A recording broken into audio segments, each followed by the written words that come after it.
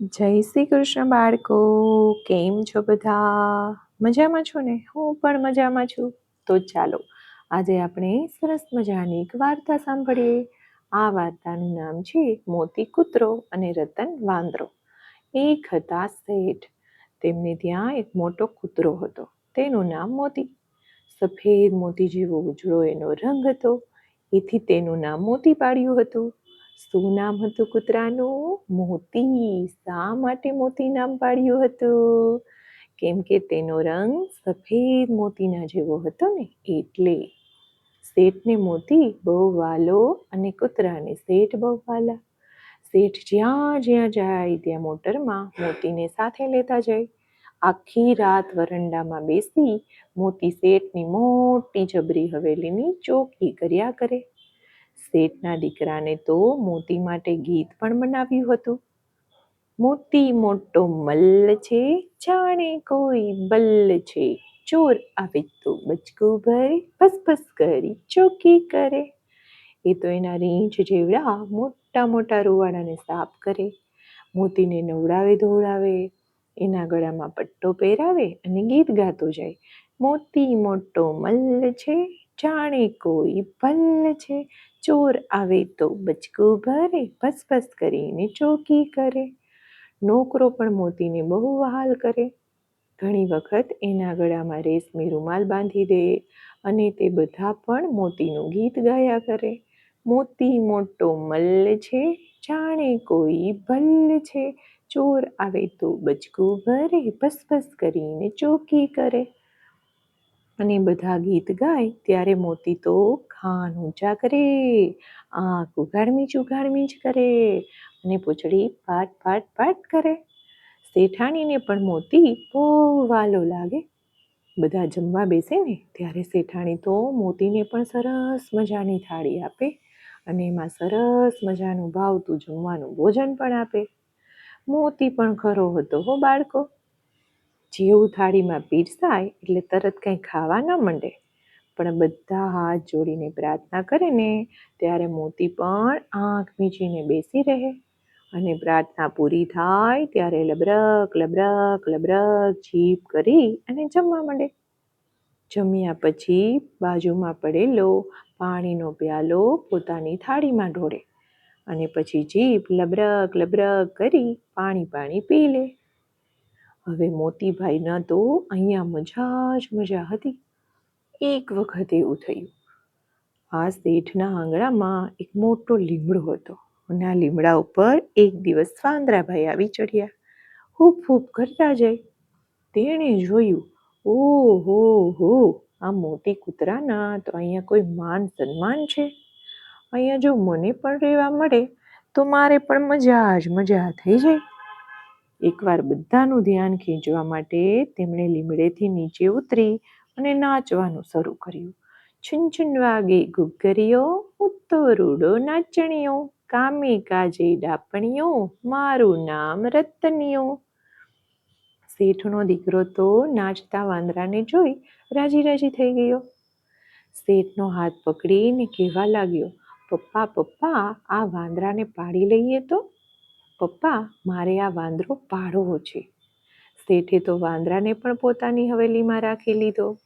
એમણે કહ્યું કે જો, અમારો આ મોતી વર્ષોથી અમારું કામ કરે છે, આખી રાત ચોકી કરે છે, હવે તે થાક્યો હશે. એથી રતનિયા, તું આવ્યો જ છે તો તેના કામમાં ભાગીદારી કર.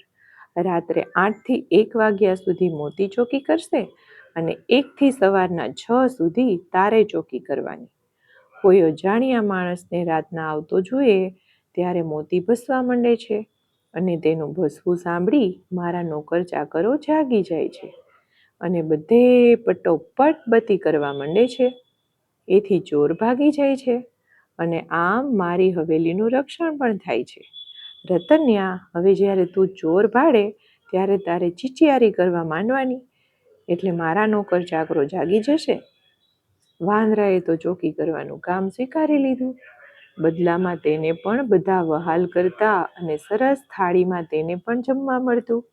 આખો દિવસ બંને જણા શેઠના હિંચકા ઉપર હિચક્યા કરતા અને વારાફરતી ગાતા. વાંદરો ગાય ચુન ચુન વાગે ઘૂઘરીઓ, હું તો રોડો નાચણીયો, કામે કાજે ડાપણીયો, મારું નામ રતનિયો. અને કૂતરો બોલે મોતી મોટો મલ્લ છું, જાણે કોઈ ભલ્લ છું, ચોર આવે તો બચકું ભરું, ભસભસ કરીને ચોકી કરું.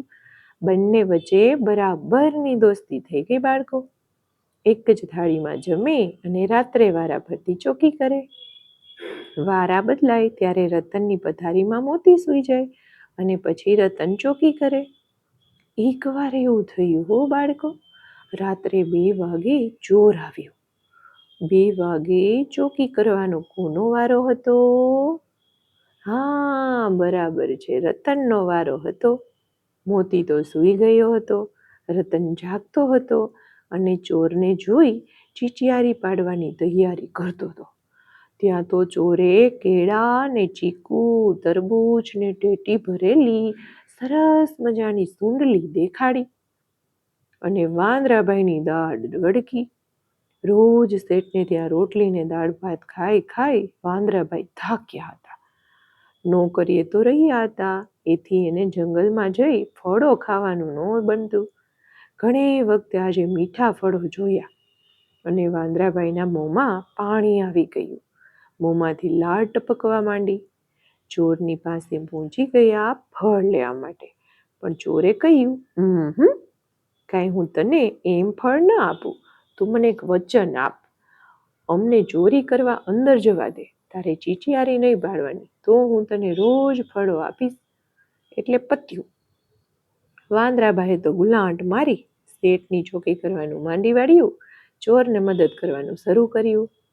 રોજ ચોર રતનિયાને ફળોની લાંચ દે અને વાંદરો શેઠને દગો દે. આ બધું ઉકોજી ઉંદર જુએ.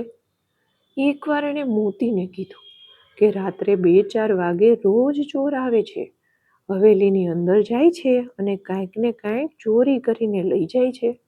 આ રતનિયો ચીચિયારી પાડતો નથી, કારણ કે ચોર એને ફળોની લાંચ આપે છે, રોજ ટોપલી ભરીને ફળ આપે છે.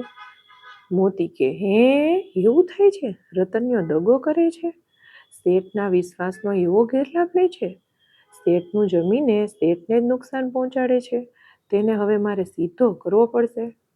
અને એણે નક્કી કર્યું કે આજે રતનિયાનો ચોકી કરવાનો વારો શરૂ થાય ત્યારે ઊંઘવાનો દોડ કરી અને મારે જાગતા રહેવું છે અને જોવું છે કે હવે શું થાય.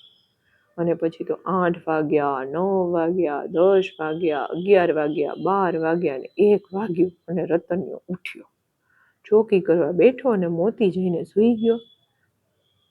1:15 વાગ્યો, 1:30 વાગ્યો, 1:45 વાગ્યા અને પછી વાગ્યા 2 અને પછી શું થયું? ચોર આવ્યો.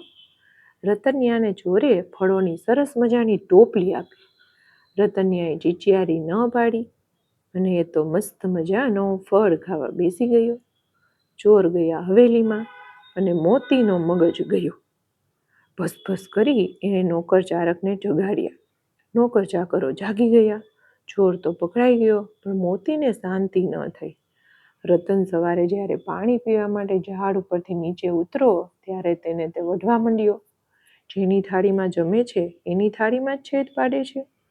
તેણે વાંદરાને ગુસ્સામાં એક બચકું ભરી લીધું. એથી વાંદરાએ તેને એક લાફો માર્યો. એટલે મોતીને વધારે ગુસ્સો આવ્યો. રતનિયા, ચોરી ઉપર પાછો શિર ચોરી કરે છે? એમ કહી પછી તો મોતીને રતનિયાએ માર્યો ખૂબ અને શેઠે એને રોક્યો અને બંને જણા તો લડી જ પડ્યા હતા. મોતી તો રતનિયાને ફાડી ખાવાનો હતો અને પૂરો જ કરી દેવાનો હતો, એટલો ગુસ્સો આવતો હતો. પછી શેઠે રતનિયાને તો કાઢી મૂક્યો. મોતીની વફાદારી ઉપર શેઠ તો ખૂબ ખુશ થઈ ગયા. હવે બધા મોતીને વધારે વહાલ કરવા લાગ્યા. આજે પણ શેઠના ઘરની ચોકી મોતી જ કરે છે અને બહુ આનંદમાં આવે ને ત્યારે શું ગાય છે બાળકો? ગાવ, ચલો આપણે સાથે ગાઈએ છીએ. હા, મોતી મોટો મલ્લ છું, જાણે કોઈ ભલ્લ છું, ચોર આવે તો બચકું ભરું, ભસભસ કરીને ચોરી કરું. તો બાળકો આવજો. જય શ્રી કૃષ્ણ. નમો નમઃ.